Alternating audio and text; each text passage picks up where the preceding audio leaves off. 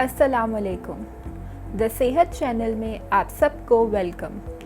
This is clinical dietitian Rida Numan. आज का हमारा टॉपिक है लैक्टोज इंटॉलरेंस। अगर आपने हमारे चैनल को सब्सक्राइब नहीं किया तो अभी सब्सक्राइब कर लीजिए और बेल आइकन को प्रेस कर दीजिए।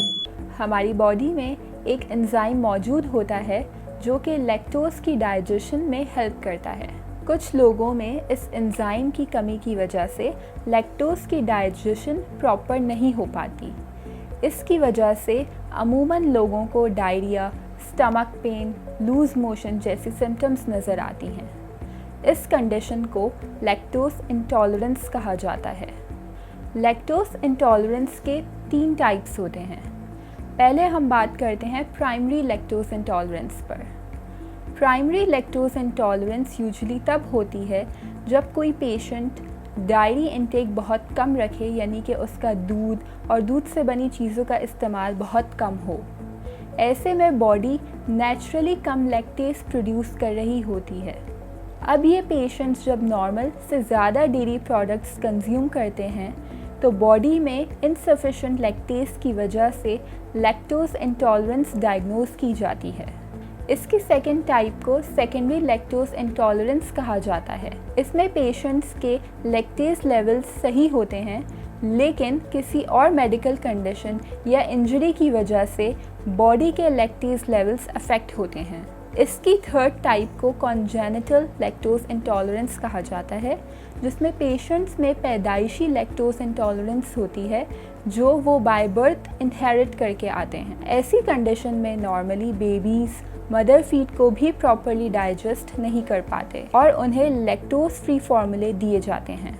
जैसे कि आप जानते हैं कि आजकल के दौर में चाय के बगैर काम नहीं होता और इस तरह के पेशेंट्स रेगुलर मिल्क को जो मार्केट्स में अवेलेबल होते हैं उससे कंज्यूम नहीं कर सकते। उनके लिए और भी ऑप्शंस अवेलेबल होते हैं, जैसे कि soya milk and almond milk.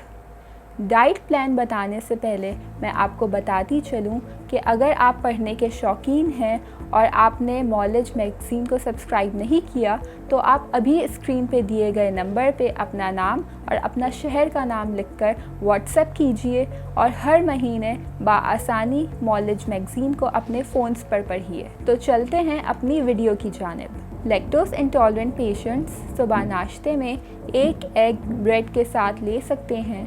नाश्ते और खाने के बीच में 1 कप बॉइल्ड चिकपीस यानी चने या कॉर्न लिए जा सकते हैं। लंच में चिकन एंड वेजिटेबल राइस ले सकते हैं, जिसमें चिकन 2 आउंस यानी कि ये जो हमारी हथेली है इसके बराबर 2 आउंस ले सकते हैं और वेजिटेबल्स को इस तरह से मेजर करें कि रॉ फॉर्म में 1 कप हों। इन वेजिटेबल्स में आप कैप्सिकम यानी कि शिमला मिर्च, कैरेट यानी कि गाजर और कैबेज यानी कि बंद गोभी ले सकते हैं।